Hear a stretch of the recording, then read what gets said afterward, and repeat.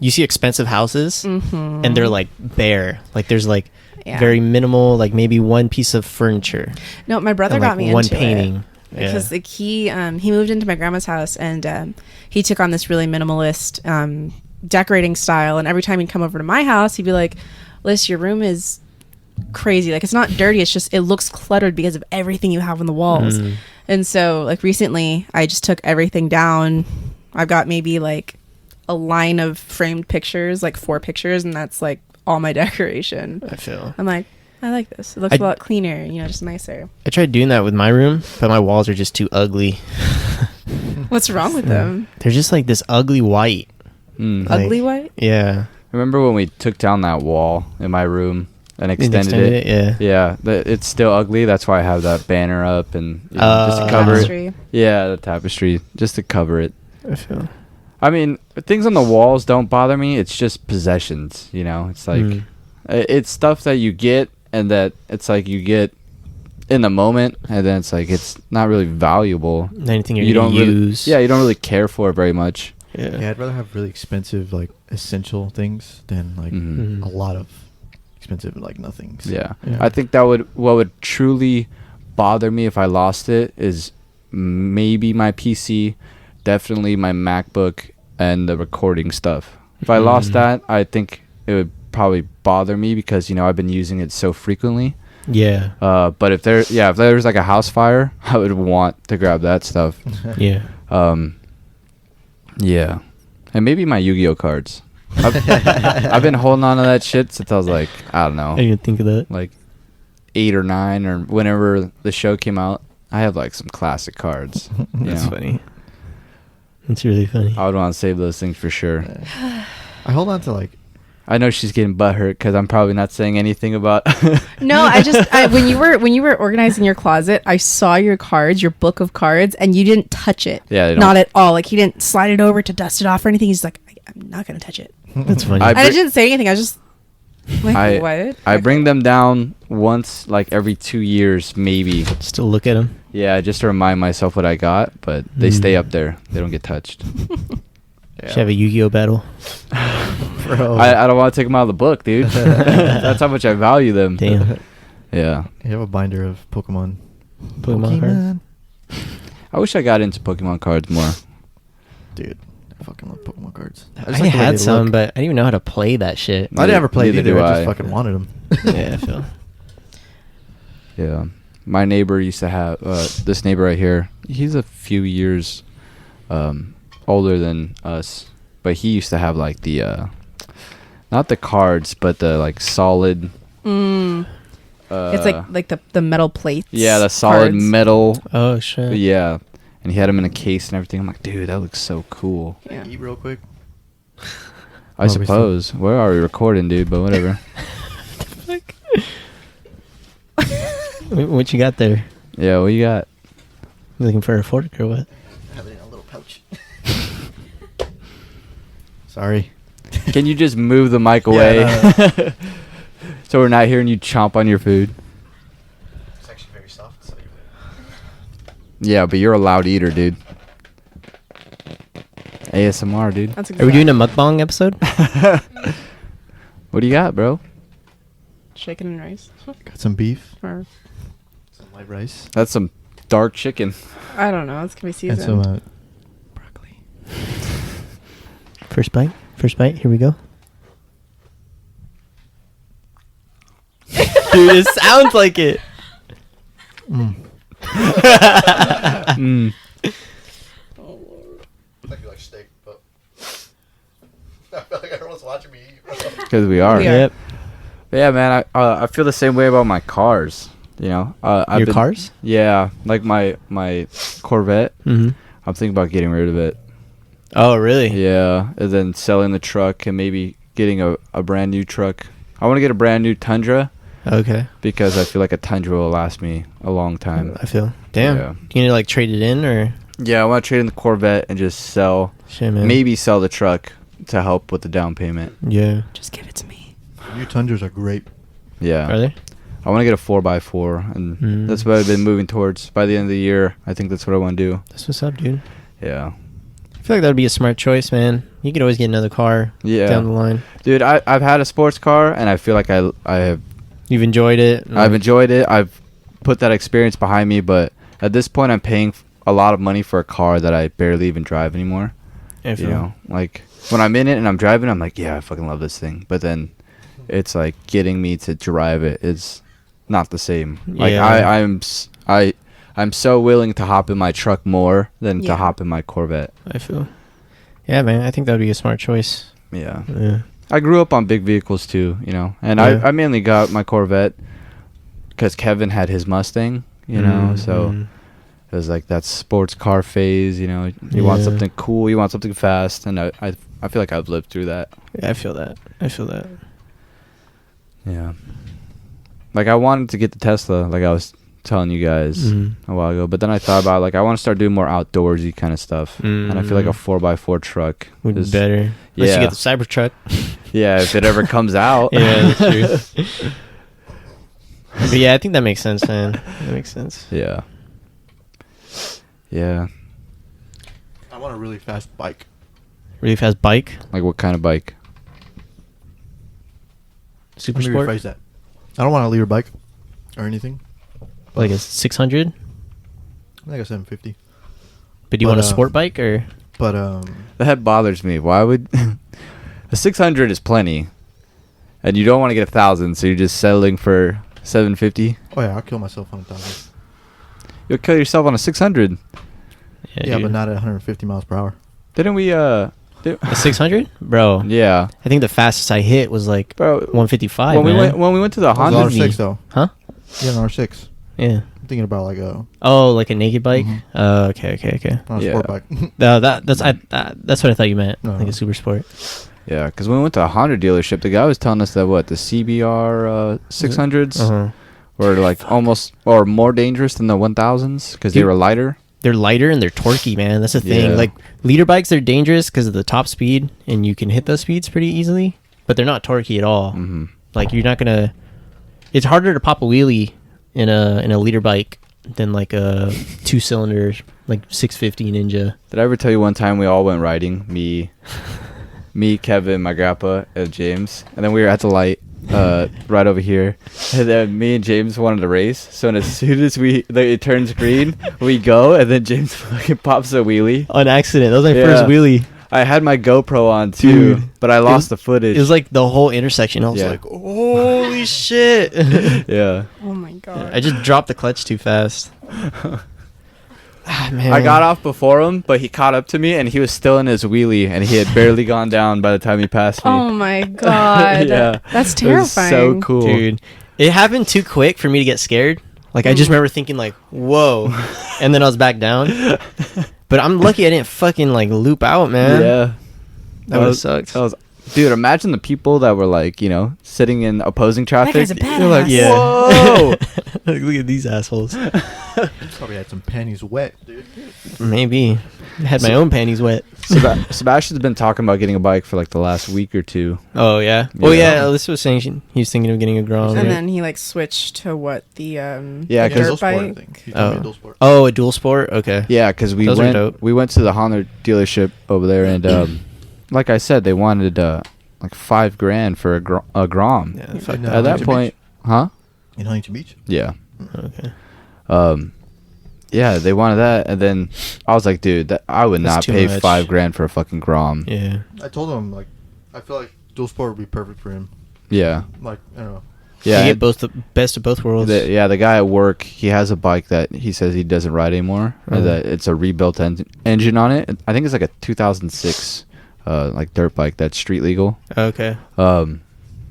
And he said that he'll sell it to him and he'll take payments. Oh, shit. Yeah. Okay. Damn. Man, I told myself I wouldn't get another sport bike. But originally, when I was getting the Super Sport, I really wanted the Honda, the CBR. Mhm. They're just so beautiful, man. And, Yeah. man, I don't know. Maybe I'll end up getting a CBR. That's what I told Sebastian They're so while we were badass. there. The guy was telling us like how like Honda, if they don't you know, take it through him, that they could go through a third party, this and that. I'm like, dude, I don't know why, but Honda is like They're so picky. Yeah, I wouldn't Yeah. I didn't get approved, man. I kept Yeah. trying, and they wouldn't approve me. Yeah. But then Smart. you go to Yamaha, right? Or you went to I was What's the name of that place? Delamo. Delamo. Motorsports, right? Yeah. Yeah. I thought there was a name. Oh, yeah. I guess that's what it is. Yamaha's really easy to get into. But Yeah, and they approved me you right went over away. there, yeah, and Yeah. they approved you for like basically the same Same kind of bike, you know. Yeah. I just like how the CBR has the exhaust going under the seat. Not the, dude, symmetrical, Yeah, beautiful. it's a smooth looking bike. Yeah. Yeah. But I don't know. Part of me wants to get just like a naked bike too, something more comfortable to cruise in. Mm-hmm. I was looking at Suzuki Mm. 750, but it's 4 cylinders. It's pretty cool. That's gonna be plenty of power, man. Are you thinking about trading in your bike? No, well, I don't know. I have like a few options in mind, but I think I'm gonna keep that bike. Like for a while. Obviously, I want to pay it off just so it looks good. Mm-hmm. And if I want to sell it down the line, but I'll have it for a while. I feel. But I'm thinking about either a naked bike or a Harley, like a Dyna. Like a what? A Harley? Like a bagger or like Like a Dyna, like a 05, 07. Everybody wants a Dyna, man. I can't pick. I don't know what are I those love look that like. year. Think of Sons of Anarchy.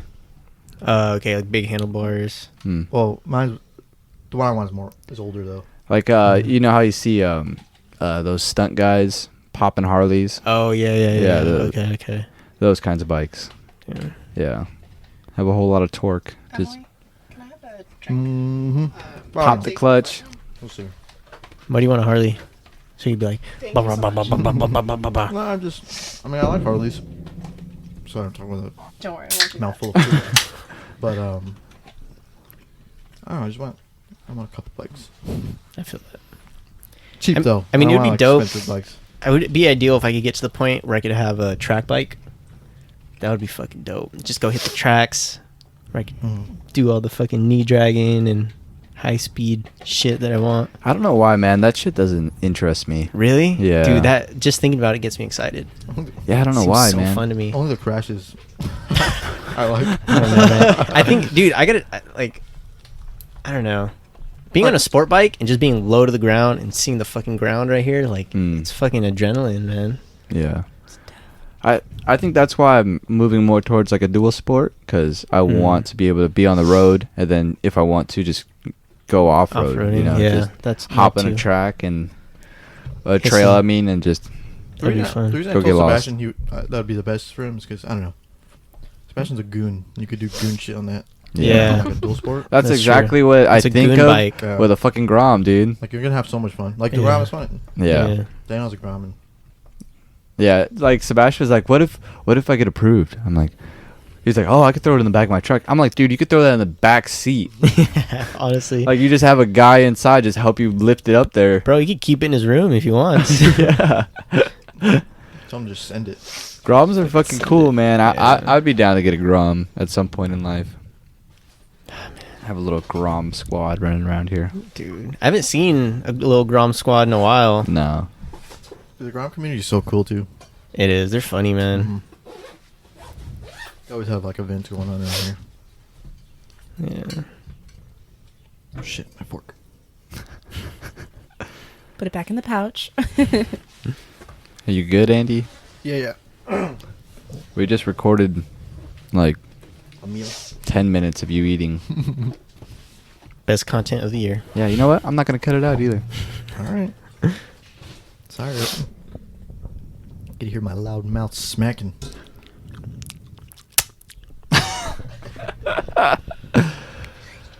All right. Well, do you want to lead us into this episode, Andy? Yeah, give me a second. Jesus Christ. I would like to thank all my friends here for letting me eat. You You're got welcome. it, dude. Yeah. Take a drink of water. But I could smell my dinner being cooked right now. so good. Dude, those sandwiches yesterday. Oh my god. I came out this morning. I was like, hey, Kim, where's the sandwiches? She goes, oh, I tossed them. I didn't think anyone was going to eat them. I was like, what? She tossed them? She tossed them. I said, okay. Never mind. I said I'd take Well, them home. Yeah, you said you were gonna bag them up, but Yeah. you didn't. Well, I just thought because I was going to be here today. I was like, oh, Oh. they're going You gonna be ready for to you? be ready for me, baby. As soon as you left, dude, I was like, Andy really liked your sandwiches. Dude, those turkey ones? Oh my god, dude. Yeah, she likes cooking those. She made those with love. As soon as she knew you guys were coming over yesterday, she's like, "Oh, go buy those Hawaiian bread rolls so I can make those sandwiches." So good. Yeah. But anyways, I am hosting, today's episode. Didn't have a topic.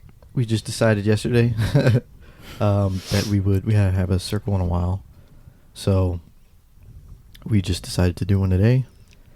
If anyone, let me introduce. I have Philip and James here. Sorry, and I have Philip's girlfriend Alyssa. Hi, Hello, guys. Alyssa. Oh, hi, Alyssa. Hi, Alyssa. But we're just gonna, if we have anything on our chest, it's weighing on our shoulders, we're just gonna go ahead and share it. Before that, please subscribe Also to us that. on YouTube. We would appreciate it very much. And The Circle Podcast. The Circle Podcast on YouTube. Look for our emblem, and Circle check us out. Podcast _ on Instagram. Check us out. Throw a subscribe our way. Like a video. Throw us a comment. Please. And Instagrams, Circle Podcast _ If you could follow us on there too, we would appreciate it. Yeah. Like some shit, send us some messages. We'd appreciate it. Yeah. Slide in the DMs. Yeah. Yeah, all you ladies out there. I didn't mean it like that. No, I meant it like that. Andy single. Nah, I'm kidding. Don't come near me. If you're looking for new zaddy, Stay away. Don't come near Stay me. away. Stay away from me. 6 feet. Yeah, dude. Leave room for While Jesus. we're in a quarantine. Yeah. But yeah, I mean, if I don't want to go first. Great. If anyone else does. Does anyone want to go first? I don't even know what the fuck I'm gonna talk about. So All right. I could just start it off, man. I already know what I'm gonna talk about. The champ. Thanks. So Whatever it is, dude, just deal with it, man. Just. and if you see if you that see cured James, me, bro. That cured me. if you hear James see James just staring into a corner, that's because Emily's sitting on the couch. Yeah, we have a audience. Yeah. I love you, bitch. I never gonna stop loving you, bitch. Yay, Bitch. Emily. Bling. Yay. For an audience. Yeah. So. Okay, how am I going to start this? All right. I feel like I've talked about this before, but I guess just to make this interesting, I'll like retell my story again. Wow. Sorry. Wow, Andy. Wow. I thought it was on silent. I can't believe you've done this. I went through a lot of big changes like 2 years ago. I had been pursuing a career in music. Jesus Christ. Since like I've been serious about music since about, I would say, freshman year of high school. That's when I got really serious about it. I did band. I was, once I finished high school, went to college as a music major. I wanted to do either producing or composing, but I ended up getting into the composition program at my college, and that was the whole point of college, was to get into that program. I did a year of it, and I just didn't like it. It wasn't what I thought it would be. I was burnt out. I had to create music on a schedule, which just did not work for me. So one summer, I was like, okay, or when summer hit after that first year, I'm like, let me just take like a week or two break off of writing music. And that break went going, and I haven't written any music since. But I started just like trying to find new hobbies over that summer just to like de-stress. And that's when I picked up programming. I ended up really liking it and doing my whole summer, just coding the whole summer pretty much. So I changed majors. And now I'm 2 years into that decision, or 2 years into that degree. And I don't regret it at all. I still enjoy it, even though I get burnt out sometimes. And I've been way more successful in this than I was ever in music. But even then, going through that change, I think that affected me. And then I was in a long-term relationship as well, and then that ended. So in all 1 year, it was new major. Or wait, was I? It was around all of that same time. New major, relationship ending. And I just like kind of poured myself into this, into computer science. Like that's all I did. And I found success. I was a straight A student. after that very first year, I found a job teaching JavaScript, which is a coding language. And it was the first time that I like found a big boy job like that, working almost 50 hours a week, teaching, doing something in my field that I was studying. I ended up becoming president of a club. And going into my second year, my whole goal was to get an internship. That was my whole goal, just to get some professional experience in this field. And I remember just like feeling so much pressure, and all I wanted was an interview. That's all I cared about. Like, that was my goal. Let me just get at least one interview. And I ended up having a pretty successful, internship or interviewing season, I should say. Because for CS, they do all the interviewing in the fall for that summer. And I ended up actually getting like 8 or 9 interviews. And then I remember when I first got my first few interviews, there's one company that I really wanted. And it was a pretty well-known banking company. And I just remember wanting it so bad.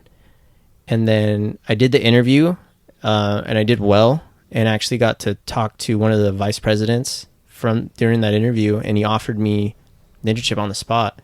And I remember feeling so happy, like I was tearing up. Like I felt like I made it, I got where I wanted to get. And literally within 2 days, like, all that excitement was gone, and all I could think of is like, why can I get a better internship with like a tech company?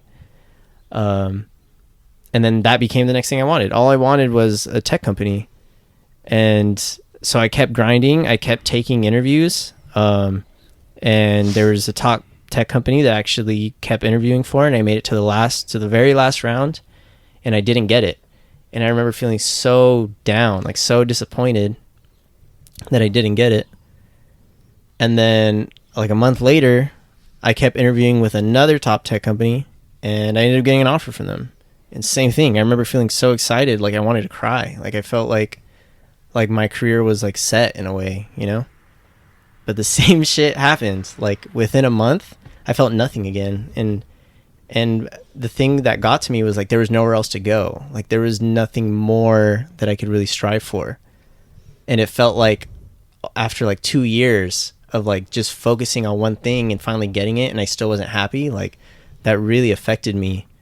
And so this happened last fall, and that just really started me like going down this like really like just like depression. Like I've never slept so much in my life. I've never been so unmotivated in my life. And there's like a solid period of time where I just felt like almost hopeless, that I was never going to be happy.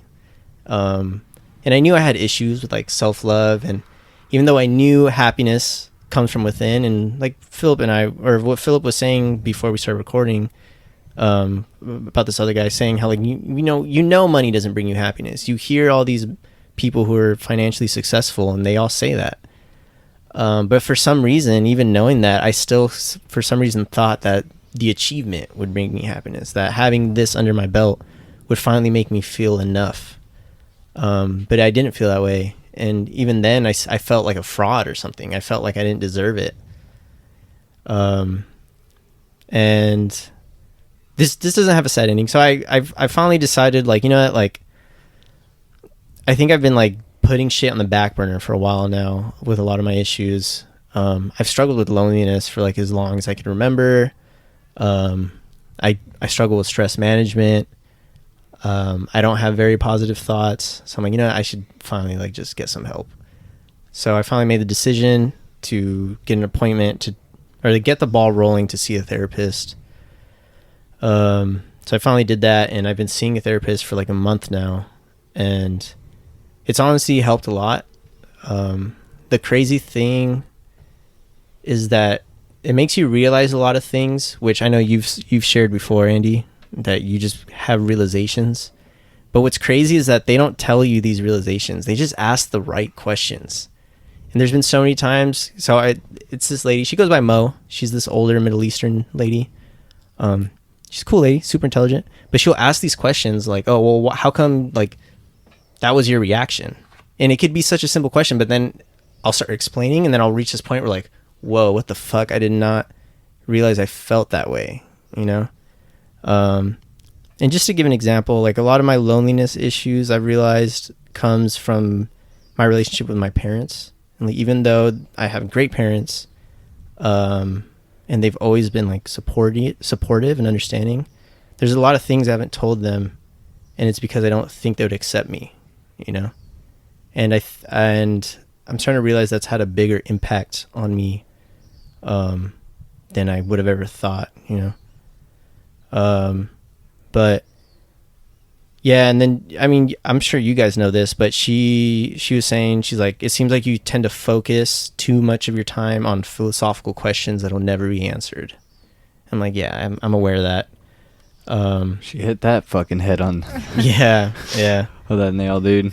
But one of the last sessions, she was saying that she thinks that I should be on medication. She was saying that she thinks I'm a good candidate for it and that it'll help me. And I was telling her that my biggest fears around that was, one, it affecting my future, because even though we're getting more accepting of mental health, there's still I feel like there's still stigma, and there's still this worry of like what if later down the line I do want to work with the government or something, and what if they look into my past and they're like, oh wait, you took antidepressants, like you're unstable, we can't hire you, you know, like that's just what goes through my head. But after talking to her and doing research, I found out that it's not like that anymore for the most part. And that, like, for instance, for like the government, that's actually like, because my worry is about being able to get security clearance. I don't want to be a liability for anyone, but they're saying that if you're the one that got the process going and made the appointments and stuff, that's actually a good sign. Like, the only time it'll hurt you is if you were committed by force, you know? But then the other worry that I was telling her that I have anxiety about is that it's going to, like, I'm going to react negatively to it, and that it's going to be permanent. Like, in my mind, I have this worry that they're putting these chemicals in my brain that I don't quite understand how they work or what they do, and that somehow it's going to just throw everything off and I'm never going to be the same again. Like, that was my worry. But she was really trying to stress that it doesn't work that way, that you could just stop the medication and it won't be like a permanent effect. At least that's what she was telling me. But there was two things that really stuck out to me going through this process, and it's funny because they're both about the same thing. Like, when I first made the appointment to get a therapist, I had to go to like a Kaiser, and they just kind of did an evaluation, like had me talk about what I've been going through or what I've been feeling or whatever. And the guy who I was talking to, he was telling me, like, you know, it's good that you're getting help, because he was saying, he's like, honestly, you're not that, because I'm not suicidal. I don't get urges to harm myself. So he was saying, like, the good thing is that even though you're not that bad, like, you're getting help. And he was saying most people have a very mild depression that they're not aware of. And how it manifests is like unmotivation, procrastination, and just generally not being satisfied in life. But people think they just learn to cope with it, and they live their whole life that way. And he's saying that's what sucks, is when you're in that middle of like, I'm not good, but I'm not terrible either.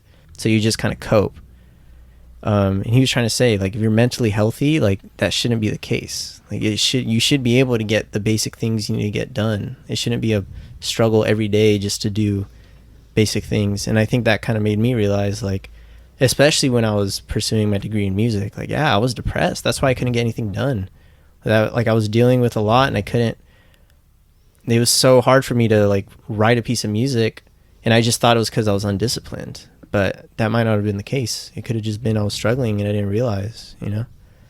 And then even my therapist, when talking about the medication, she said the same thing. She was like, because for her, she was telling me how when she was in grad school, she was really struggling with mental health. And that's when she took medication. And it worked for her. And she said she found what worked for her, the medication that worked for her, and she became fully functional. Like, she was able to just like be motivated again and get all their, pretty much just handle her shit, you know, get her shit done. And she said, like, she weaned off it, and now she was good ever since, you know? So yeah, just thought I would share that. So I'm still kind of scared about it, especially like having negative effects or like making symptoms worse. But I think it's worth the risk, because if I find something that kind of makes everything clear and better, I know I'm gonna feel like damn, why didn't I do this sooner? You know. So it's good, man. I'm glad to hear that. Just because I went through it too, and it helped me as well. And it made me realize certain things. And she talked about medication with me too, but I don't know. I just personally I didn't want to. I'm not saying that it doesn't help, because I'm sure it does with certain people, because people are clinically depressed. You know, they're just lacking that chemical in their brain. But that's good. Do you feel better though talking about it, or do you like generally? Yeah, talking about like what or whatever like you with like yeah. someone or with the therapist. Just yeah, I definitely feel way better. Because I think, I don't know, I feel like they know how to let you vent in a healthy way. Yeah. And I think what I like about my therapist, she doesn't bullshit. Like she'll tell me straight up, like, if I'm wrong, you know, like, no, like you have it twisted, like that's not how life is. Or she'll tell me when she needs to tell me things that are encouraging me, she'll tell me. Like, just for an example, like I was kind of telling her how sometimes when I talk to my mom, I like sometimes there's times where she'll like really want to talk about something that doesn't interest me, and I'll tend to zone out. And we kind of got to the root of it, but the whole point is that I kind of realized like the reason why I do that is because I wanted her to talk. I want her to be able to like share things that she cares about, and I don't want to stop her from that. I don't want to cut her off from that. And she was saying like, she said, I'll never tell you anything to make you feel better, but just know that like you do that for a good reason. Like, yes, like we should still correct it so that the conversation is like fulfilling for both parties, but don't beat yourself up over it, you know? So I think it helps. Like, she gives me the support when I deserve it or when I need it, I guess I should say. And she'll tell me when like, no, like you shouldn't be thinking that way or doing things like that. Like that's not healthy. It's good that you found a therapist that you really connect with. Because I mean, I had a therapist. I was seeing her for a while, and it's just like I felt like we never connected. And she never talked about the things that I felt I needed to talk about. Like, she would like ask about my day rather than like the root of my problem, and I would only see her once a month. Oh, wow. Because of how backed up the system was. They were just booked. Mm-hmm. And so with that once a month appointment, I felt like I wasn't getting the help I needed, so I just stopped going. I see. And like I have wanted to go back and just see a new therapist, but there's like a whole process we have to go through. They make it even more stressful for a person who can't deal with the stress already. Mm-hmm. So it's just, I've been stopping myself from doing that. But I mean, it's really good that you found someone that you can talk to and that like helps you open up. Yeah. I mean, it definitely hasn't been easy. And I think I started off on the right foot, because like my very first appointment, I just decided like, I'm going to just skip the small talk. Like on the very first appointment, like, because sometimes how it is. People ask you, oh, like, how was your week? Mm-hmm. And your first instinct is like, oh, it was good. How was yours? In reality, it's like, dude, my week was fucking terrible. Like, you don't want to know. Yeah, but I've made it a point every appointment, I just go right into it. Like, she'll ask me, how's your week? And I'm like, it's good, but I've been struggling with this. Mm-hmm. And it's hard to do that, but I don't know, man. I just want to fix myself. Like, I know I could achieve more if I get my head on right. Mm-hmm. So that's all it is. Yeah, and it takes time. But not the case with all therapists. I'm sure there's some bad ones out there, but like I think a good therapist makes you realize that you normalize like very destructive thoughts. Yes. And that when they give you the opposite, it's almost like, or even when you tell yourself the opposite, you almost reject it. You're like, nah, and you think that good thought isn't realistic, and that you think the bad thought is realistic. Mm-hmm. And then a good therapist will, you know what I mean? Like they'll tell you things, and then when you try to reject them in your head, it's just because of that.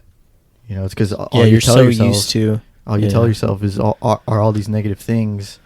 And I feel like that's what happens. Like they ask you the questions, and then they ask you simple questions. Like the most important question they ask is why, you know, and then you tell them why, and then it's just like you get deeper into the why, and you realize like, dude, I just said like 10 negative things about myself. Yeah. You know? Yeah. I haven't said one positive thing. But I'm glad, man. Yeah. I think admitting that you need help is a big step. Yeah. But going and getting it is a great, is an even bigger step, you know. Yeah. Thanks, man. I appreciate it. Because you have a lot of people that just think about getting help and saying they're going to get help, and then they don't. And then 2 years later, they're worse, in a worse spot than what they were. But it's hard. I mean, I'm still going through it, you know. Yeah. It's never going to go away, obviously. You know, you're never going to be perfect. But I think it's definitely like a lifelong battle that you just need to find different solutions to. Because the solution now may not be the solution a year or 2 years from now, even months, you know. Yeah. You just have to continue to just search for it. Yeah. I think what it is too is I feel like I had a solid maybe 3 or 4 months of like real clarity. That's how I describe it. Like where no matter what it was I had to do, I could just do it. There was no procrastination in my body, you know. It wasn't hard to do stuff like, this assignment needs to be done. All right, let's start it. Let's do it. And it's weird to realize that that's a symptom of me not doing well, is that it could be the simplest thing. I just got to respond to a post online for this assignment. And for whatever reason, I just can't do it. I can't bring myself to do it. And I think for the longest time, I thought that was just normal, and you had to be disciplined to break that. But I don't know. The human brain is very complex, you know, and it's crazy how everything is so intertwined. I think that's what I'm starting to realize. You could have one issue in this thing, and it's going to affect so much other shit that goes on in your day-to-day life. Yeah. Yeah. Things, yeah. You'll start to see. I mean, not that you aren't already, but things connect. Mm-hmm. Whether it be, you know, over here to over here, it's just, you know, everything is connected. One way or another. Yeah. Look at you, man. Mental health. Let's all get better together. Let's do it. But I don't know. I feel like a lot of people in today's society think that like being sad and depressed, you know, like anxious is cool. Dude, I don't get that, man. I feel like there's just like trend going on. Yeah. I'm like, man, it's not that fucking cool. I I'll tell you. fucking hate it, dude. Like all I want to do is you know, like be obviously happy. You know, I don't understand why. Yeah. I mean, I don't know if it is a trend, but to me it seems like it. Yeah. But I think it needs to be changed. Yeah. Anybody else want to go? To talk about our problems or to... Yeah. Or Who else has an issues? ad? Or if you want to. I'm proud of you, James. Thank you. Dude, I'm so scared to take medication. I'm fucking terrified. You know, you just have to be prepared, you know, by knowing what the possible side effects are, and to prepare yourself to get the worst one. Yeah. And just honestly just talk to the people around you and see how it's affecting you, because for me, I didn't see what the side effects were for the first week. Everyone around me was just like, you're getting sadder, you know, I don't think it's working. And as it kept going, like I started to feel it, and I'm like, oh my god, this is really bad, I should have listened to them sooner. But the doctors will tell you, like, no, it takes 6 weeks to take full effect. I'm like, I'm not going to be here in 6 weeks. Shit, if it keeps going like this. So just really be aware of, like, how it's affecting you. Like, always be in constant communication with the people around you. For sure.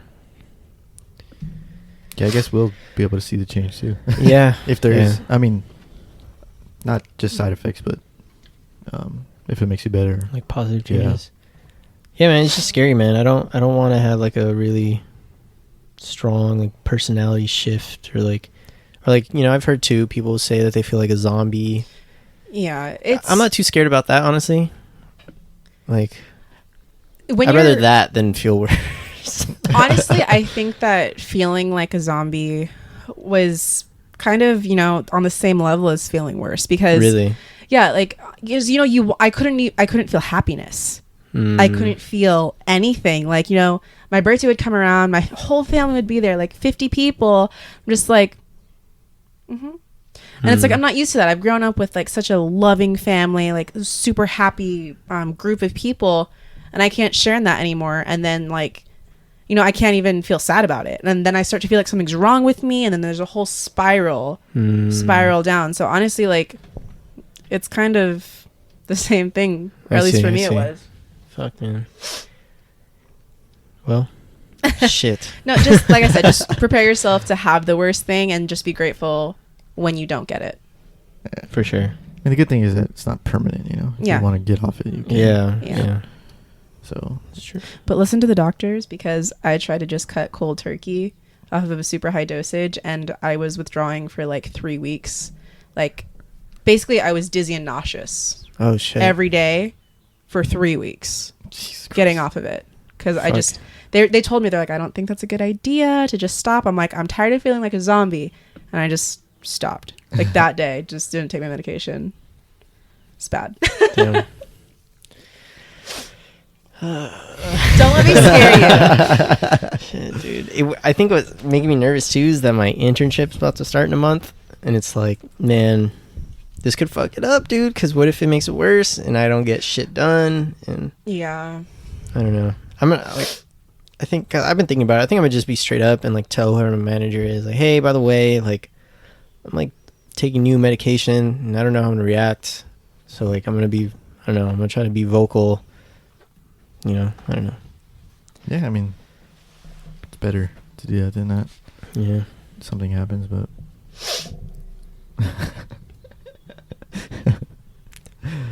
Scared now? Yeah. I've been scared, bro. But on the other hand, what if I'm just like fucking, I don't know. The Be first best one version works. of yourself. What if it makes me funnier? That would be pretty cool. What if it makes me taller? That's exactly what I was thinking. What if it makes me taller? What if it makes you shorter?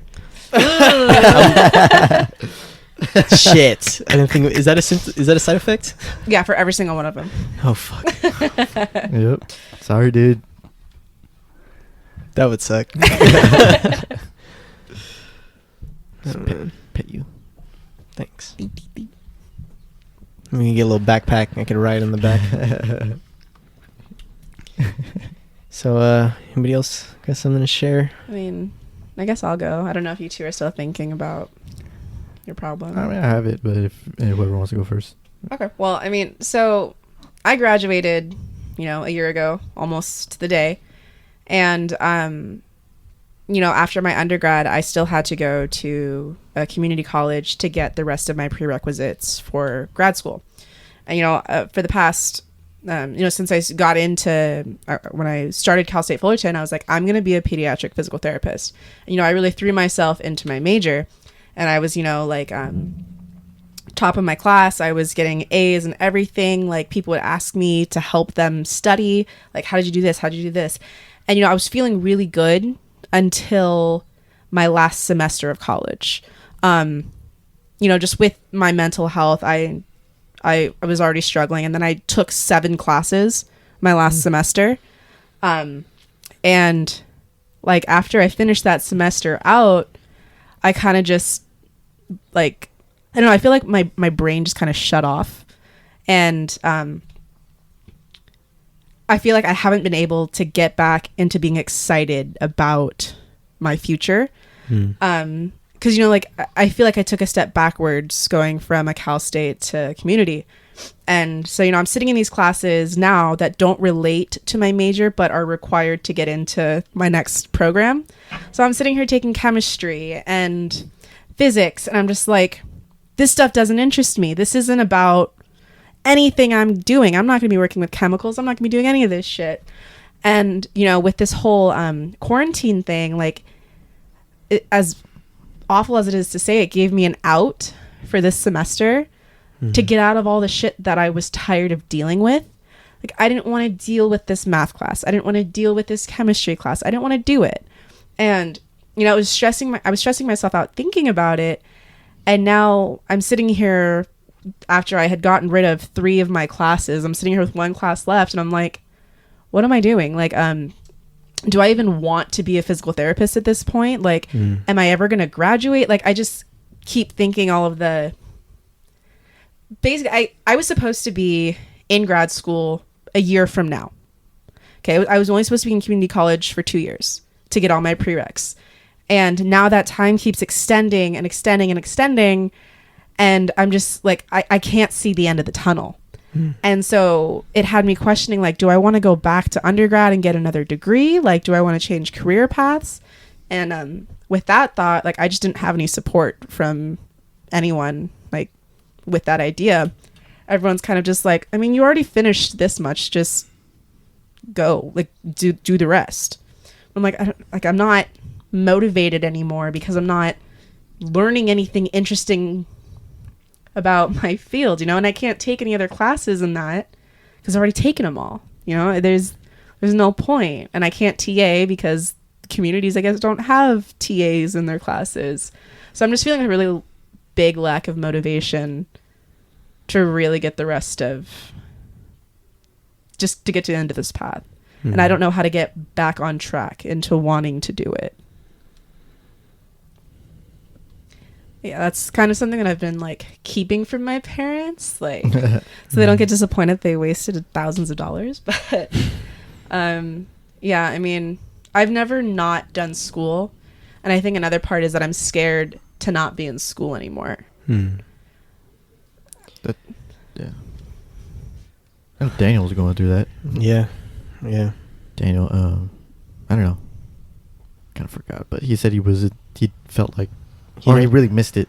Yeah. Is that what you're saying, right? Yeah. I think he's been, and I still think he's struggling with that. Like, doesn't know how to. I think he's in a very similar place as you.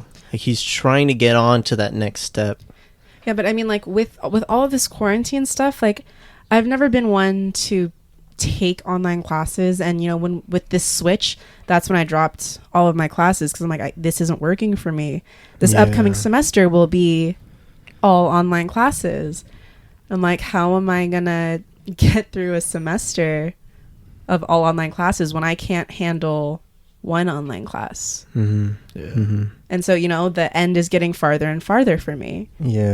And, you know, by the end of this, when I finally finish all my prerequisite classes, I have to retake some classes because for my program, certain classes will expire. Really? Yeah, so I'm going to have to retake, like, my anatomy and physiology classes, which were, you know, tough. Well, the physiology was tough. And it's like, I'm going to have to go through this again, stress myself out over this stuff again, and hopefully get into a school that will accept me for taking this long to finish apparently simple classes. Shit. Do you think, like, if you imagine yourself at the end, like, in your career, do you think it'll all be worth it? That's the thing. It's like, I haven't even been able to imagine myself at the end. Like, honestly, I'm so stressed out that I'm just focused. Like, I want to start working again. Like, I miss having a place to go and being able to go out. I've just, like, I think I stopped envisioning myself as a physical therapist a couple months ago. I just, it's very hard to get back in that excitement after it's already been taken away. So you don't know if you want to do that anymore? I mean, like, I do have a passion for what I learned, what I have my degree in. I do have a strong passion for that. It's just putting me in a situation where I have to sit down and focus on stuff that means nothing to me. It makes me lose all motivation to keep going. And I'm like, well, here's good enough. And, you know, it's not. I'm not going to get any career with the degree that I have. I have to have a higher level of education. Mm-hmm. And, you know, like if for my degree, I can be a personal trainer. That's it. I can be a personal trainer. Mm. And, you know, that's not the career I want. I want, you know, just to be in an office and helping children. Mm. But yeah, I don't know how I'm going to remotivate myself, and it's been like weighing on me. Yeah, I would say I feel that too. It's just for me though, but I'd feel, I don't know, at a home for me is like a place to kind of like unwind and like not worry about anything. So it's hard to do my classes online at home. Mm. I feel like I learn a lot better going to a classroom and like actually sitting in front of a teacher. But like, yeah, I'm so unmotivated to do math or like chemistry. I'm just like, dude, skipped like a week of class, and then I'm hurrying to fucking, you know, because all my lectures are recorded, so I can go back and look at them. So I'm like, when I miss a week, you know, essentially I miss like 6 hours of like math. I'm like, dude, then I have to do that before the next week, you know, so I could be caught up on a Tuesday. I'm just like, dude, I'm so tired of this. But I mean, like with me, I don't even know what the fuck I want to do. So like, it's hard to find motivation anyways. Cause I mean, I like math, but I don't want to do it for a career. Like chemistry's cool, you know, learning about, you know, different, chemicals and chemical reactions and, you know, just all the atoms and stuff, but I don't want to do that. I realize I don't want to do that. So I guess that's a cool part about, for me, you know, taking these classes is just I'm realizing that I don't want to do that, so I can cancel it out. But yeah, I don't really have any advice for you. I don't know what to say. I'm trying to think of, I don't know. When you were going to school though, were you feeling you weren't feeling as motivated? I was at least motivated enough to know that I was getting somewhere. Yeah. And you know, it's the sitting at home thing. It's like when I'm at home, I'm done with my day. Because you know, as soon as I would leave for school in the morning, I would leave my house at 6 a.m. and I would be gone until 7 o'clock at night when I got off of work. Yeah. You know, and I was doing things, you know, I felt at least productive. And I've been struggling to find ways to feel productive since everything shut down. Yeah. And it's like, I'm like, you know, everyone's like, well, why didn't you just do your schoolwork, you know, with all your online classes? I'm like, because I am not tech savvy enough to fix the problems I was having. You know, like right the day before a midterm, my computer just straight up stopped working. Like my trackpad stopped working. My keyboard was not connected. Everything was breaking and I had a breakdown. I was like, I'm going to fail, you know, going through the whole like, bad everything. And I'm just like, I don't want to do this. I don't want to deal with this. I will continue the class that is the least stressful for me right now. And, you know, it's like, since my last semester of undergrad, so for 3 semesters now, I've been like putting my mental health above everything else. And I feel like now I've gone too far. I've put it above too much. And it's like, how is this going to reflect back on me in, you know, in the career setting or in the grad school program? Because they're going to see 7 W's on my transcripts and be like, what's this about? Like, oh, sorry, just mental health or unmotivated or, you know, like, what do I say to that? Yeah. I think that's a big issue in our society in general, is the fact that you have to make an excuse for your mental health. Or like companies look at this, I'm like, well, what is this about? Or what are these, what is this medication about? Exactly. I just, you know. And it's like, how do I explain a year and a half Yeah. of this? It's like, you could have gone to get help. I was getting help. Yeah. It wasn't working, you know, and do you think they would care, like how long it takes you? I mean, I wanted to get into the top program, and when I finished my undergrad, I was on track to get into a top program. And now I'm lucky if I get into a program. It's not because of my grades, it's just because it's taking me so long, and because I've dropped out of so many classes and I'm extending my time, and I don't want them to look at my semesters and be like, why did you limit yourself to 1 or 2 classes a semester? Why did you make this easy for yourself, knowing what this program is going to be like? Because my graduate program is going to be 3 years of intense schoolwork. I'm not going to get a break. And here I am giving myself a break for my mental health. So how am I going to stay mentally healthy in grad school if I can't fix it now? I see. And so I do think that my transcripts will affect it. But, I don't know. I'd say the important thing is if you still want to do that or whatever you're majoring in, obviously this is easier said than done. I guess it's just to keep looking at the end goal. If you really want to help, or really want to be wherever you want to be, that's going to mean more than, just taking a physics class or a chemistry class. I know now it's fucking sucks. This quarantine is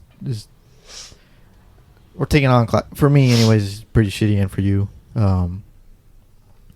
but yeah, and it's hard to in the foreseeable future too. Things might be, or the rest of the year, all of school might be online still. So I think it's the hardest for me because I don't see how these prerequisites relate to what I'm going to be doing. And so I'm sitting there hating every second of it because I'm feeling like I don't need to be doing this. I got the education for this career. Let me get into that career without bombarding my brain with shit that it doesn't need to know. Yeah.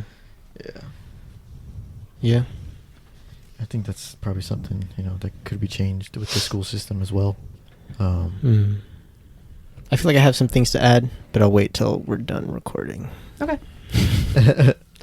Just about having to take classes you don't need. But yeah, it sucks. Any boyfriendly advice, Philip? Well,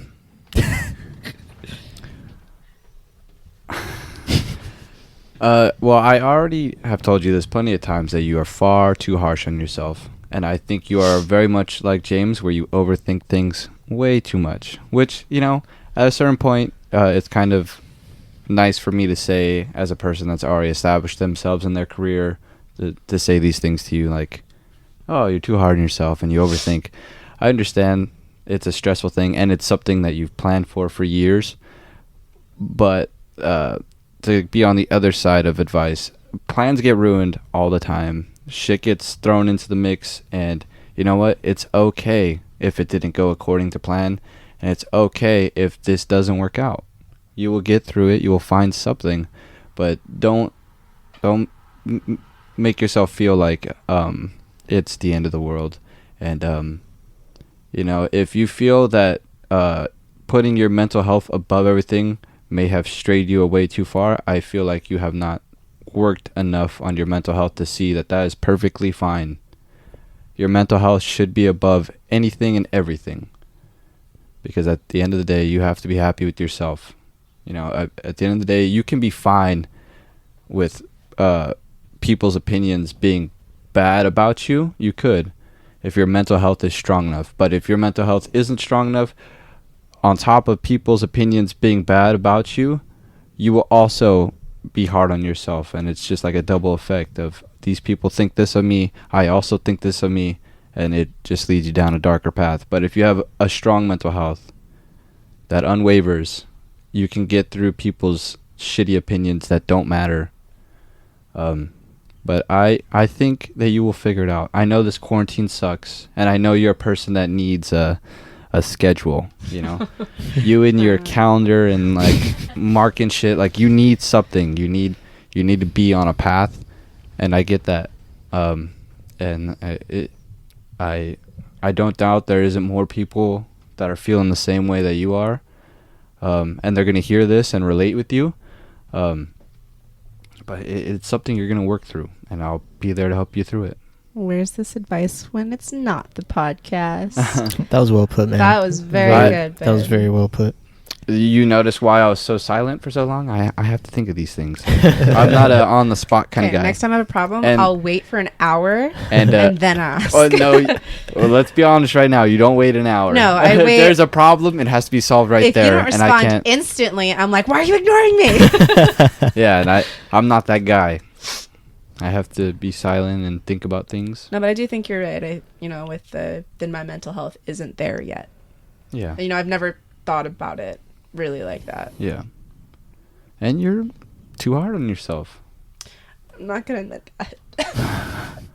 You're way too hard on yourself, and I think you'll get through this. I don't know. I feel like being hard on myself got me to be as successful as I was in my undergrad. Yeah, to a certain I extent. have something to add. But that. You're looking at it as a positive thing, but look at all the negative things that came along with it. Oh, I try not to think about it. Yeah, but you can't just look at it one sided and say Yeah. being hard on myself got me to where I'm at. Yeah, Yeah. but it was also very destructive along the way in certain Yeah. parts. Yeah. Yeah. Man, I have the same thing. And I remember I used to think, wow, I'll never be happy with anything.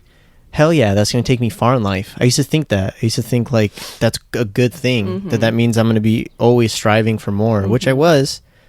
But I would talk to my therapist about that, and she said that's such a destructive way to have motivation. Like you said, it's just very destructive. And she was saying there's much more power. Because I think I kind of made the realization like that with that is like a fear of failure, like down to Yeah. its core. That's Yeah. what the motivating factor is fear. Yeah. And what she was saying is it's much more powerful to have your motivation come from you saying, I'm choosing to strive for more because I want more, not because I'm afraid of having less, or not because I'm afraid of disappointing whoever, I'm right with you. I think too much. I'm too hard on myself, and like, of course, it's going to be easier said than done. But I don't know. Like, I don't know if you feel this way, but there's times where I think like I don't want to be fixed because then I will lose my motivation. Yeah. Yeah. So like in in my last semester, I was, no matter how hard I was struggling, I'm like, but I'm getting there. Mhm. And if I get fixed right now, I'm not going to finish. It's like a fear you'll just be Yeah. satisfied. Yeah. Right. Like, it's not what I want. I don't want to be satisfied with where I'm at right now. Mm-hmm. And I know that may help my mental health to just be content right now. Mm-hmm. But, like realistically, I don't want to be at this stage for longer than I have to be. Yeah. I think you could have both. I think you could be content and grateful, but still want more in a healthy way.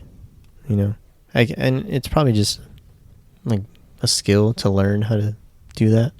I mean, like, I think it goes back to I want to change medications. I was telling you this earlier. It's never the right time to start a new medication because, school's around the corner. A job is around the corner. You have things that will be affected if you get those negative side effects. And, I've had all the side effects and I don't want to have to go through new ones and try to come up with a reason for everyone else around me as to why these are happening.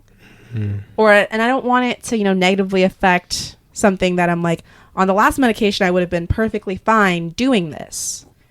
It just wasn't enough for my mental health. Mm-hmm.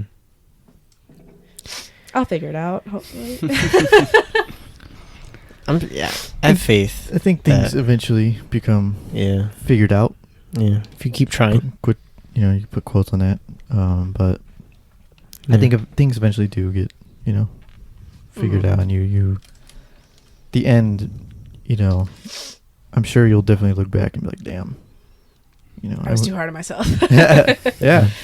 Or you'll see how far you came. I'm sure Philip will remind me.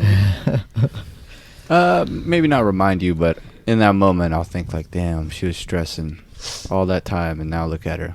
And it wasn't for nothing, because I don't think what you're going through now, like, won't add to where you'll be. Mm-hmm. You know. I mean, I think that if I, waste all my time in school and end up becoming a stay-at-home mom, it would have been for nothing. But what if you're happier than you've ever been before? Yeah. What if and it just took you like going down that path?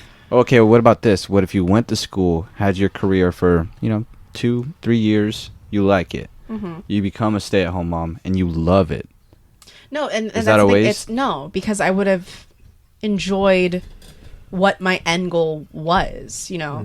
I think and if I were to say right now that I'm going to be a stay-at-home girlfriend, whatever, I'm going to let you be my sugar daddy, pay for everything. Yeah. It would have been a waste of me to go to college, a waste of me to try to pursue any further education. I feel like that would have been the waste. But if I were to get through all of this, be a physical therapist, and say, this isn't what is truly going to make me happy, and I find something that does, then it wasn't a waste. So it's more Honestly. of like prematurely stopping, like not seeing it through to the end. Yeah. I feel you. So who else wants to talk about their problems? Yeah, who's next? I mean, something came to mind when you were talking, James, and I guess I could talk about it. It doesn't bother me day to day, but I think about it a lot, especially when I see the person. But there's this incident at work. To give some backstory, when this whole quarantine thing happened, construction didn't stop around LA. All the job sites were still going, except ours. The one I was on shut down for 2 weeks. That's because the owner of that new building being built decided to close the job and make sure that he figured out everything that he needed to make sure that it was safe on the job and put in the right precautions to make sure nothing happened. And when we came back, we find out that there's a third-party safety company coming along to enforce all the new rules, like wearing gloves, mask, and eye protection. It's fine. And I totally understand that. But this day, I was using the Total Station, which is for surveying. I use it a lot. And I was laying out points. And with the Total Station, there's a tablet that you use to see what it is that you're shooting. You select your points, and it tells you where to go. You shoot it. Well, the area that I was shooting, there was rebar in the way, so I hop in the forklift. Oh, with the tablet, you don't have to wear gloves, because you can't touch the screen with your work gloves on. So I didn't have mine on. And I hop in the forklift, and I go to move the rebar, and then just so happened one of the guys that's a complete dickhead comes up and says, "Where's your gloves?" I'm like, "Oh, they're right here. If you look right there, there's my machine with the tablet. I was using that, and I was surveying. I just needed to move this stuff so that I can, shoot my points." And the guy's like, "Well, I have to give you a verbal warning, which is the first step. First, you get a verbal warning, then you get suspended off the job for 2 days, and then you get suspended off indefinitely, I think, or for a week. I'm not sure." And then he gave me the verbal warning. I'm like, "Are you fucking kidding me, dude?" I'm like, "My gloves are right here, and I'm explaining to you why I'm not using it." I didn't give him attitude. And I was like, "All right, whatever, dude." Someone had an incident earlier and said that the guy just had to take a picture of him, and then he gave him their name. So I was like, "Go ahead, take your picture. My name's blah, blah, blah." He's like, "Oh, no, I need to see your badge." I don't carry my badge on me because I don't want you to lose it, because if you do, to replace it, it's $70. So I'm like, "Oh, it's in the office." And, at that point, I was already, frustrated in my mind because, this bullshit, verbal warning and then needing my badge. It's like, dude, this is stopping me from working, And then I hop in the cart and I fucking take off like a dickhead. I put it in reverse and I just fucking gunned it 20 miles an hour in reverse for 200 feet. Whip it and then take off to the office. I go inside and my pops is sitting there doing his work on his laptop, and he's like, "What's wrong?" I'm like, "That fucking dickhead over there is giving me my first warning." So I grab my badge and then I drive back all fast, and then as I'm pulling up, the guy's video recording me, you know? I'm like, "Oh, this motherfucker." I'm like, "You get a good video of that?" And he's like, "What?" I'm like, "Did you get a good video of that?" And he was like, "The speed limit." I'm like, "Dude, take the badge, do what you need to do." He's like, no, we're going to talk. No, we're not going to talk about this. Do what you need to do, and I'm going to get back to work. And then once you're done with my badge, you're going to fucking give it back to me. And I walked away from him. And at the same time, my dad was calling me and he was walking over. I could tell because on my smartwatch, I saw that he was calling me. And I was like, I just walked away. And then the guy was like, if you keep giving me attitude, I'm going to kick you off the job for 2 days. I'm like, are you threatening me right now? Is that what you're doing? Are you threatening me? And the guy's like, oh, no, I'm not threatening you, sir. I'm like, that's what I fucking thought. Give me my badge when you're done with it. And then I walked away. And then my dad came up and had a long argument with it, or a long conversation with him. And then by the end of it, my dad told me not to give him attitude. And I'm like, give him attitude. I'm like, Dad, I didn't give him attitude. You know, I drove off like an asshole. And, you know, I did do that. And I did say to him if he got a nice video of what I was doing. But that's not attitude. And at the end of the day, this is construction. I don't give a fuck if I'm giving you an attitude. You know, like, this is for big boys. And if you can't handle an attitude, then you don't belong out here.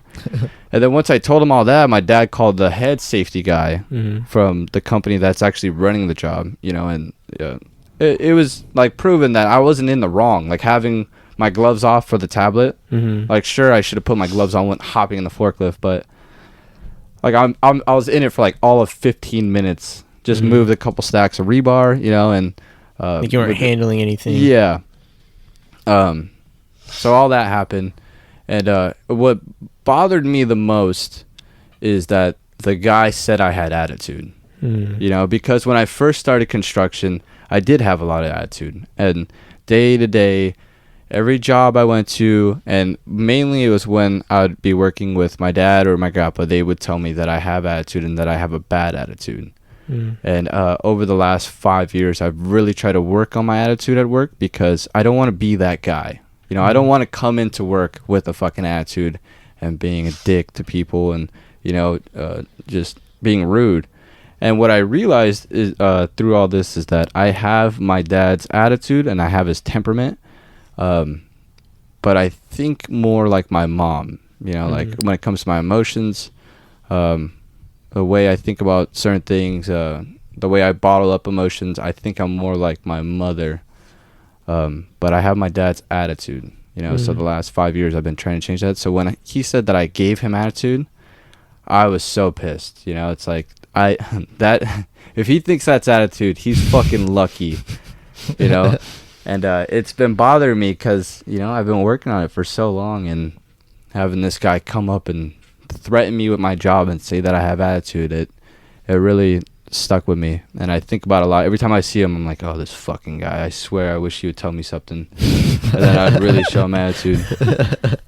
Damn, dude. Yeah, and this guy, the company that was hired is full of they hire ex-Marines. Oh, really? Yeah. So I don't know if it's because, you know, with Marines and, you know, that sort of brotherhood that's formed over there that, you know, you're not supposed to give attitude, you're supposed to just do what you're told kind of thing.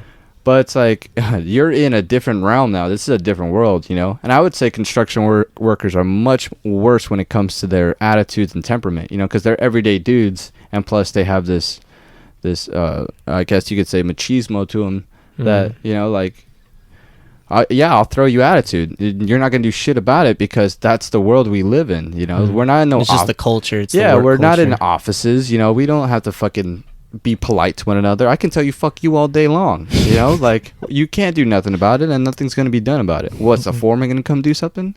No, like he's probably gonna fucking tell me to knock it off. But at the end of the day, like if I still don't like you, I'm still gonna make it apparent, and that's always happen in construction, you know, and it's not something I don't feel like will ever phase away. So when someone tells me that I'm giving them attitude, it's like, dude, that's some fucking childish shit right there. Like, what is this, high school? You know? But yeah, it bothered me. Damn. I've been trying to fix my attitude a lot. Did anything like, was it kind of just done and dead at that point? I mean, I got my first warning, you know, so like if I get caught not following the rules again, then I get off the job for 2 days. Wait, so when your dad spoke to the head guy, that didn't get taken off when you were found in the right? No. That's bullshit. Yeah. But it is what it is, you know? Is this the same company who asks you when you first get in, hey, how's your family? Or like all that stuff? I mean, that's the general contractor. They do that. But the other company that enforces it. You know, they're just like walking around monitoring. Hmm. Because the way it is now is like any essential business that's working right now, an inspector can come on at any moment. If they see that, you know, full rules aren't being followed, they can shut down that job. You know, so that's what the guy told me. He's like, well, you have to understand that an inspector can walk on anytime. I'm like, dude, fucking blow me. Like, I don't try to like fucking justify why you're being a dick. You know, it's like, I have my gloves right here. Yeah, I would understand if they weren't on me, like if I didn't have gloves on me, that you give me my or if first you were like warning. handling the actual like. Yeah. But you're going to give me my first warning when I'm explaining to you why I don't have them on. And there's a just reason for it. But, yeah. Kind of sounds like you just wanted to be in control of you. Exactly. Yeah, that's what it sounds But like. it's funny that you'll wear your gloves, you know, for however many hours or throughout all the hours of the day. Mhm. But then the second you take them off, it's like, why aren't you wearing your gloves? Yeah. Like, bro, you just missed the 6 hours I was wearing Yeah. them. Dude, I'm a guy, too, that likes wearing gloves. Yeah. Because I don't want fucking terrible hands. I don't want fucking rough, cut-up hands. Yeah. No matter how much Alyssa wants me to have those hands. I don't want those hands. So I always wear gloves. You know, and it's like, dude, I'm not that guy to not wear gloves. Yeah. Damn. But yeah, that's something I guess I could get off my chest that's been bothering me. Fuck that guy. Hopefully that guy listens. Yeah, he's a jackass. I hope so you're not. in the Fuck right. that guy. Don't subscribe to me. Blow me. Send us a message on Instagram so we could block you.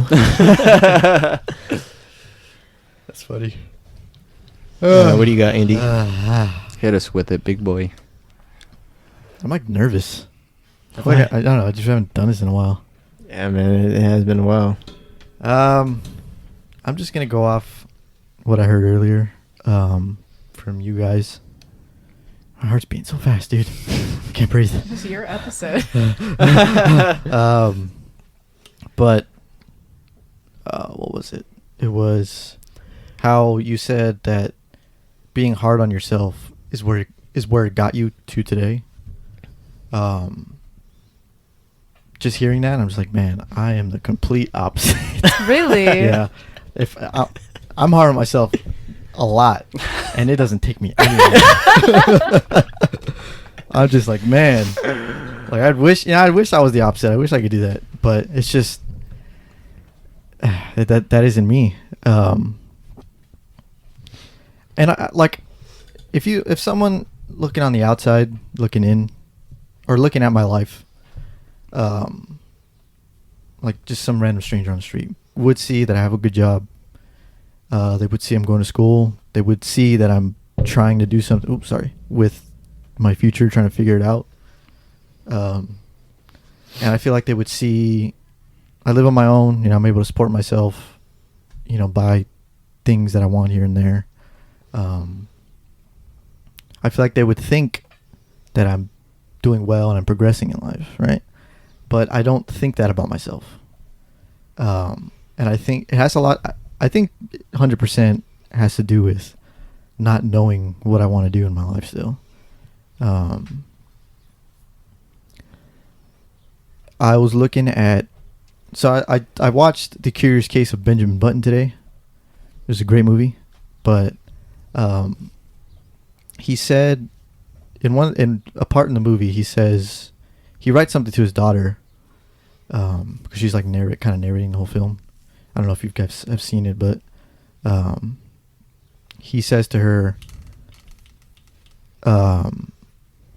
if you don't like what your present life is in the moment, I hope you have the courage to change it. And I don't know, it really resonated with me because sometimes I don't know if I have the courage to change. I don't know if I have the courage or I don't want to regret anything in my life. And I don't know if those play hand in hand or just they're the same thing. But not only that, I don't know where to make the change in my life.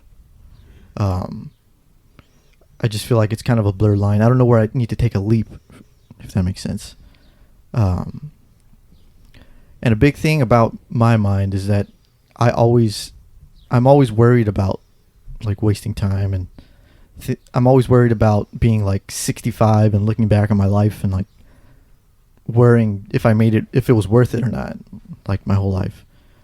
And I heard another analogy that was pretty much sums me up, and it said the person who is worried about wasting time is wasting time worrying, which means that even though you want to make your life fulfilling, you know what I mean, you're thinking about making your life fulfilling, you're still not doing it just by thinking about it and not taking action, right?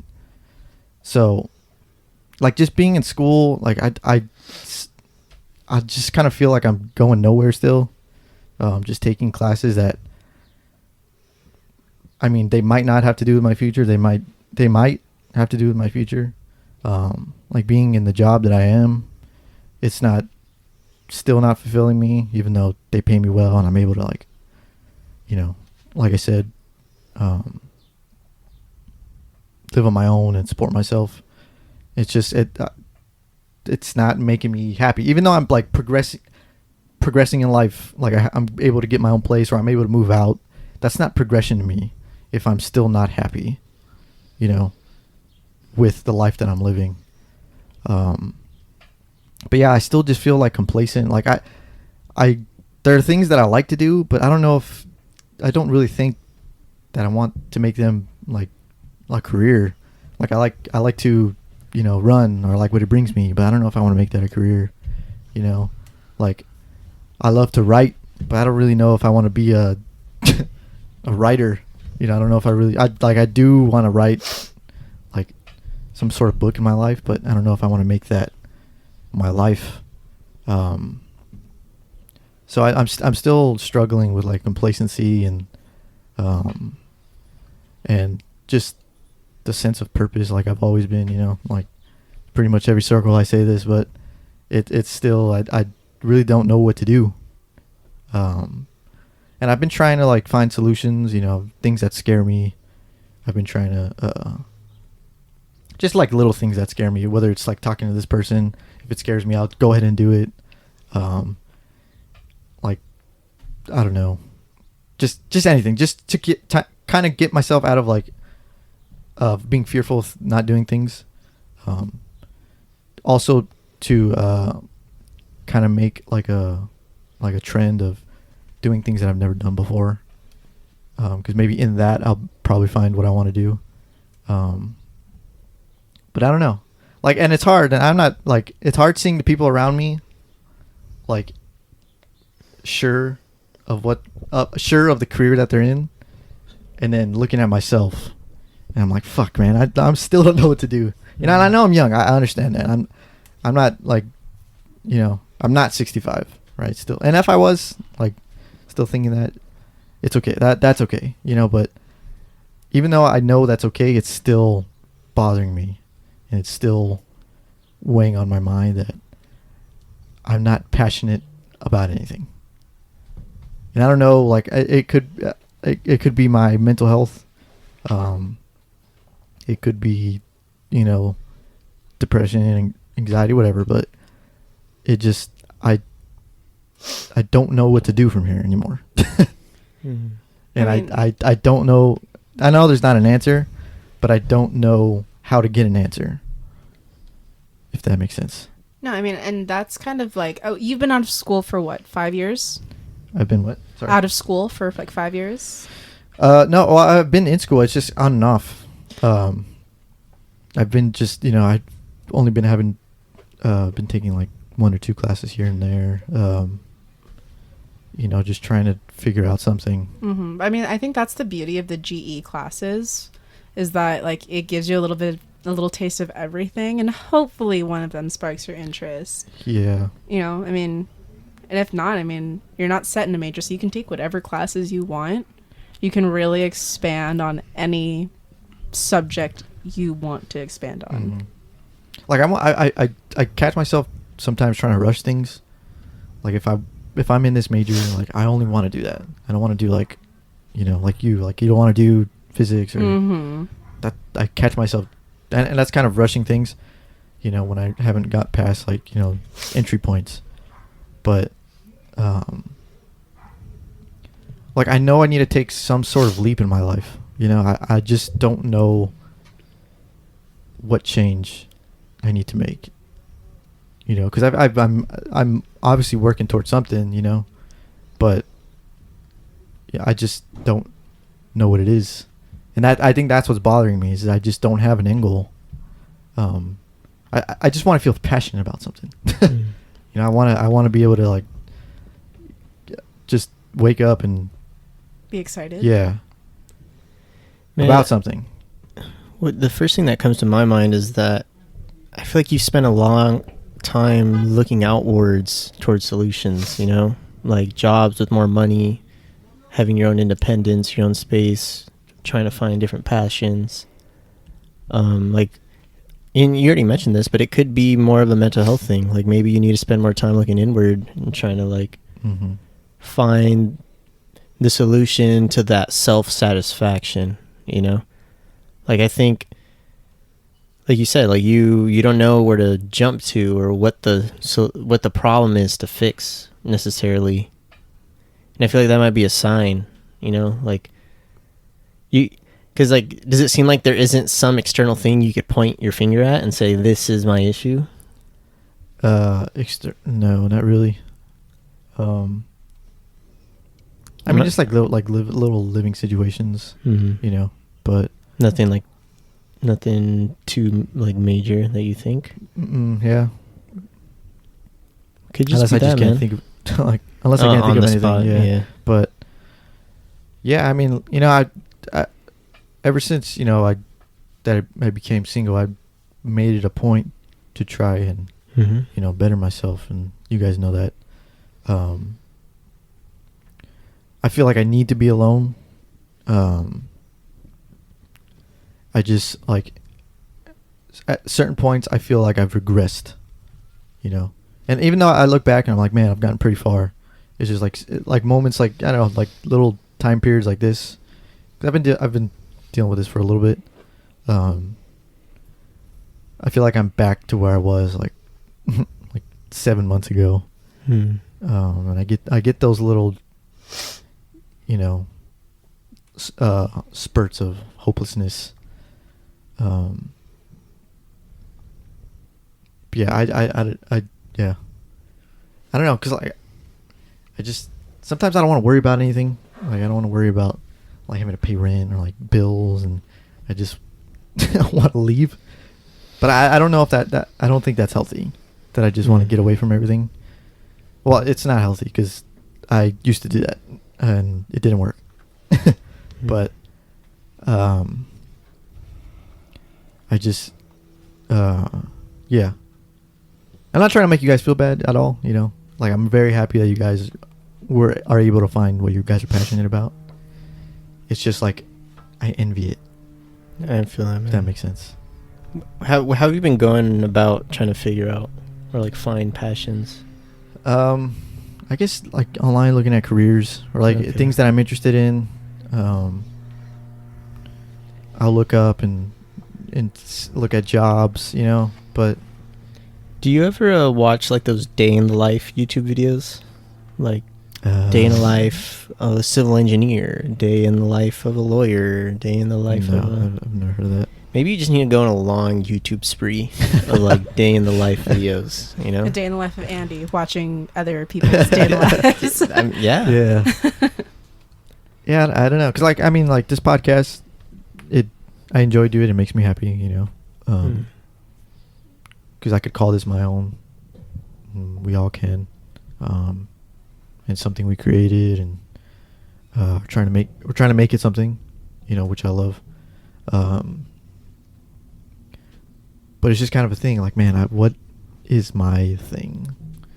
Like, Your what purpose. is my niche? Yeah. Your purpose. Yeah, and what? Yeah, essentially. And at the end of Benjamin and But, man, that movie fucked me up today. It's such a good movie. Like, but at the end, he, you know, like, in the movie, he at the end of the movie, he recaps the people that really played a role in his life. And he says that some people are artists, some people are dancers, some people are teachers, some people are mothers, You know, but what really, I don't know, it may be like a subjective definition, you know, but he never says what he is. You know what I mean? In the movie, he never says that he's anything. He's just the whole movie, he's just kind of like living his life, you know, and it's more of like a thing that he's observing everyone else and what they're doing and how they play a part in his life. But I feel like he never establishes anything in his own life. I'm not saying that as like as a negative. But I don't know. I guess in that way, I've kind of related to the main character. It's just that I just don't know what to call myself, because in that movie he doesn't call himself anything. You know, he's just basically doing things, you know, here and there. Like he's a fisherman at one time, or like he's a janitor at one point, or he's like a painter at one point. You know what I mean? But I kind of feel like that. I kind of feel like I'm just, I don't know, just floating and observing other people and realizing what other people are. But I don't want it to get to a point where I don't realize what I am. You know? Mm-hmm. So. You're Andy. No, but I mean, like, you know, it's so much of a title to get fulfillment out of. Yeah, like a role. Yeah, a role. Yeah. Yeah, dude. I think you're shit out of luck and you should give up.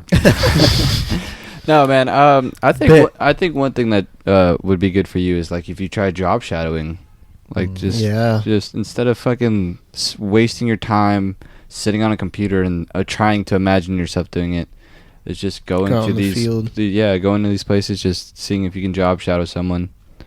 You know, after all this is over, of course, because I can't imagine they'll let you. Yeah. But yeah, I think that would help. That's a step towards, you know, trying and seeing, and then in some way it's not wasting a whole lot of your time. Yeah. Or money, like like just wasting money at school. Yeah. Yeah. You know, because I know I don't. Excuse me.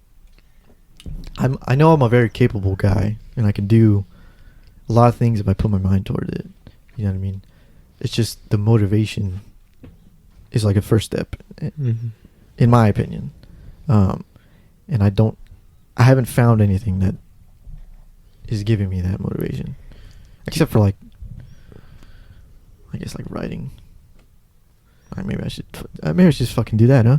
Why not? What's stopping you, or like why are you telling yourself no about that? I don't know. What do you think that at all? Like, you tell me if this is right or wrong. That you're focusing too much on the end goal, like you're focusing too much on who do I want to become versus what do I want to spend my most hours of my day doing. If that makes sense. Yeah, I would say that. I would say I do. Because I think I think a big part of the thing is just I want to prove to people that I could be something. But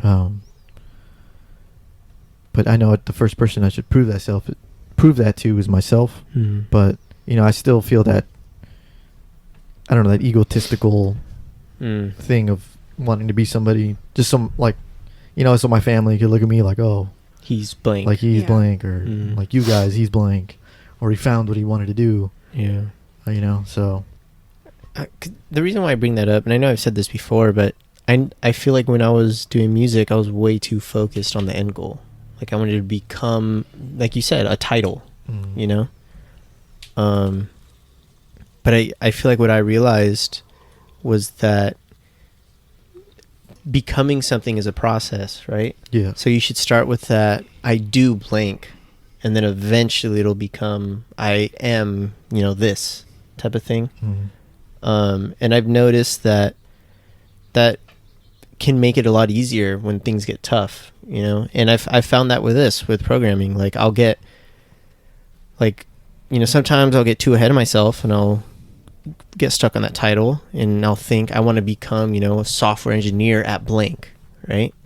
But when it comes down to it, the reason why I switched is because I like to code. I like to solve problems.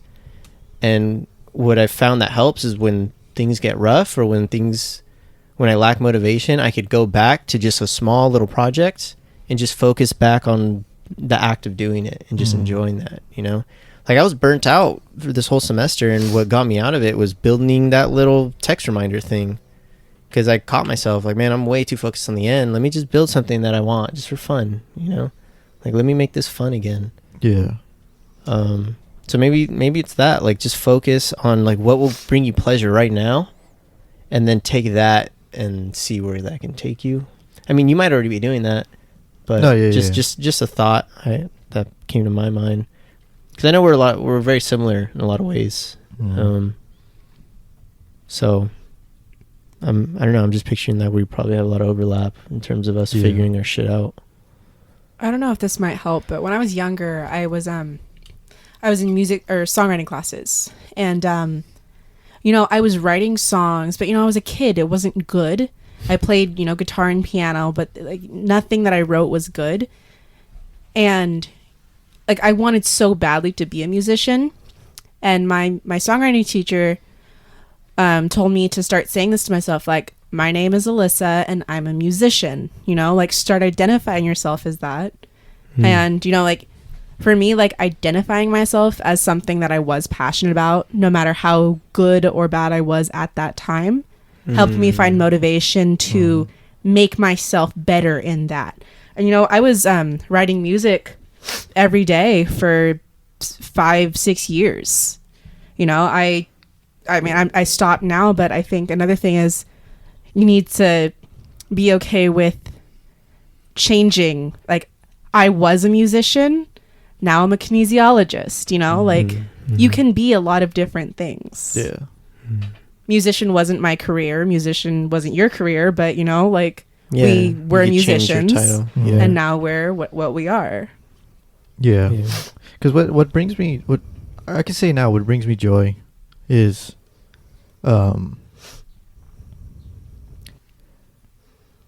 reading things that are well put, and writing things that I can when I write things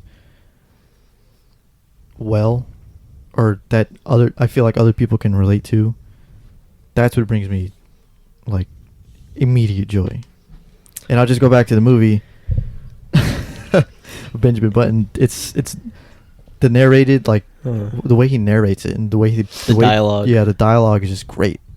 Why don't you start a blog? Yeah, Andy, I think you are a fantastic writer. Yeah, I think that's something, whether, you know, maybe not just, you know, maybe poetry, maybe writing music, whatever it may be, you're just writing down thoughts, feelings, whatever it may be. I think you can go a long way with that, dude, because you are a great writer, and I love reading the captions you write for the videos on Instagram. I enjoy doing that. That's the thing, dude. I feel like you could be like a screenplay writer, man. Because now that I think about it, like you'll talk a lot about movies and TV shows, but it's always the dialogue or the quotes. Like I hardly ever hear you say like, this scene with this going on was cool. It's always like, dude, he said this thing and that stuck with me. You know. And you put things well too. You've heard that from people listening to the podcast. They say you just make things well put with how you say them. I don't know, man. Might be worth pursuing. We just found his passion. There you go. Yeah, it's funny You're that fixed. Oh my god, so much Stop better. complaining. That'd be a $20 copay. Yeah, your turn's over. It's funny because my mom, like, she was actually a writer when she was little, and she. Dude, you look like a fucking writer now that I think about it. Yeah. You're an alcoholic. Man. Thanks, dude. That's nice. Bro, why don't you just try writing a short story right now just on the podcast? Just see where it goes, dude. Yeah, and then you can come and read it. You can come and read it for an episode. That would be great. You already have a short story? Start a series like that where Andy just writes short stories. Yeah. I wrote one short story already. It's really short. I mean, I don't know the meaning of it. I just fucking wrote it, but. You want to share next episode? All right, next episode. Put me on spot, yo. Next episode, bro. Just come bring your short story. Yeah, bring it, because I don't want you, like, go off the dome. Like, Well, I want to see what you wrote. Nah, I have it Word in my for note- word. I Dude, have it in my story notes. time with Andy, bro. That's Oh, the you name got of it the in your notes in series. your phone? Yeah, I think I might. I Mm. think I might have read it. I don't know. It was to you guys or someone else, but just I don't know. I just sat there one day and I was like, just wrote it. It's maybe like 2 paragraphs. It's like really short, but actually that was the idea. I wanted to make it into like some sort of book or something, but I don't know. I think you should, man. Has it crossed your mind to just write something, anything, and Yeah. then try to make something out of it? Besides that short story, no. I mean, I do keep a journal. I don't do it every day. I want to. I'm trying to but I always write. Sometimes it'll be like a month that I don't write something, and it's funny like the cycles that I go through. Like I'm always going back to this, or I'll always write that I'm coming back to this. Bro, Like a month ago, I'll be like, that's man. all my journal knows is the Yeah. days I come back and then I Talk wait a about month. that. Yeah, Yeah. I wait a month and then I come back and do the same thing over Yeah. again. But it's funny, like a lot of the things that I've written, the first thing I always write. So I usually go back and I read them, just because I like to remember how I feel, or I don't want to forget certain things. But the first sentence are usually along the lines of like, this is where I feel like most free, or I never fucking thought about writing, seriously. Man, and that personality test said that too. It said that you'd be best as like a writer or something. Yeah, I know, I just like blew it off. Yeah. I was like, maybe. But I'll try something. Yeah. I would say at least like 3 months, man. Give it a solid like Give it a decision. real try. Yeah, like this is what I'm gonna be. This is what I'm gonna do. Yeah. Write some shit and then, just fucking post it. I know I would read it. Yeah. I would like to see what came out of that mind. Yeah. What kind of However, fucked up things? Don't feel like we're pressuring you. No, If you're no, not no, no. passionate about this. No, Yeah. no, I know. Yeah, very true. I'm not. Well, you just said you haven't tried it, so It would be worth this a is shot. pressure. You should try it. I won't. If I'm forced to do something, I'm not gonna do it anyways. But So you just ruined it. no, you're not forced. I know you guys aren't forced. Yeah. You better not write a thing. Yeah. All right. Don't write fucking- anything. Yeah. I'll No one show wants to you. hear. Your writing sucks. I'll show you. No, but yeah, I'll try. You never know. I'll try. Yeah. Mm-hmm. Try something. 'Cause I do like helping people as well. Like I want to help in one way or another. Do you want to be my text therapist? Can you help me by I don't- giving me some great material to read? Yes. Every Monday on the Circle Podcast. Can read a nice caption. There we go. I don't know, but let me. I don't know if you guys follow Josh Brolin on Instagram. Josh No, Brolin. is that Thanos? Thanos. Yeah, no, I don't. Do you know who Josh Brolin is? Yeah. He played Yeah. Cable in Mhm. Deadpool 2. Just go through his Instagram Mm-hmm. and certain posts. I think he might be like one of my favorite writers. Okay. Oh my god, the way he writes and the way he puts things, Mm-hmm. I don't know. Dude, the fact that you have a favorite writer, man, come on. Yeah, but just I'm telling you guys, like just Check scroll him through out. it, read a couple things. It's just like, oh, gives me boner. Oh my god. Love it. Anyways, here at the Circle Podcast, we have boners, All of us. All 4 of us. lady boners. Is a real guy boner. But yeah, I'll try and do something in that field. But it's good. This is good. It's I good. feel like this is progress. It's good. Some sort of progress. Yeah, man. What are we at? Like an hour? Hour and 45. Beautiful. Perfect. I think this is a sweet spot to end this. Yes, I agree. definitely. Who wants to go first? It's your you episode. You Oh, host it. You host it, big boy. I would like to say thank you to my friends for giving me advice and listening. thank you for being a couple of great years. And thank you for the listeners, whoever's listening. We know that quarantine is hard, whether it be for school or your mental health, whatever it is. Just realize that your mental health comes first. Mm-hmm. And if people don't understand that, then they don't understand mental health. So, true. I hope this helps someone, whoever listens. I hope you, get to realize that some of the problems that we have, I'm sure, can relate to some of the problems that everyone in the world has. But yeah, catch you on the next one. Beautiful. Yeah, just thank you all of you for letting me vent about my issues. Appreciate that. Yeah, what Andy said was very well put. And just don't lose hope. Don't think that the way you're feeling now is how you're always going to feel. Because that's when issues become chronic. When you let them become a part of you and what defines you. So. Yes, because my world has ended like 10 times and I'm still here. Yeah. Yeah. Sorry, it's not the end all be all. So, if you need help, get help, and don't just be satisfied. Don't accept that, that you're going to be miserable, because it's just not true. That being said, thank you. Once in, always in. Thank you for joining the Circle Podcast. Well, I love being here with you guys. God damn, I'm so sorry. But honestly, I've been looking out the door at a tree swaying in the wind, and I've got a ring of sweat around my neck. I am so hot. I love talking to you guys, but I'm so glad this is over. My name is Alyssa, and I am here. My name is Alyssa, and I'm sweaty. I'm so sweaty. That's how I like my woman. Thank you all to whoever is still listening, even when this quarantine is going on.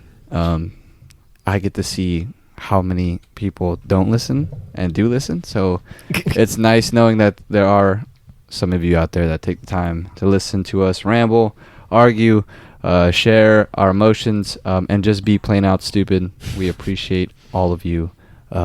Remember, only you can prevent forest fires. Don't let the white man get you down. And we'll see you on the next one. Bye.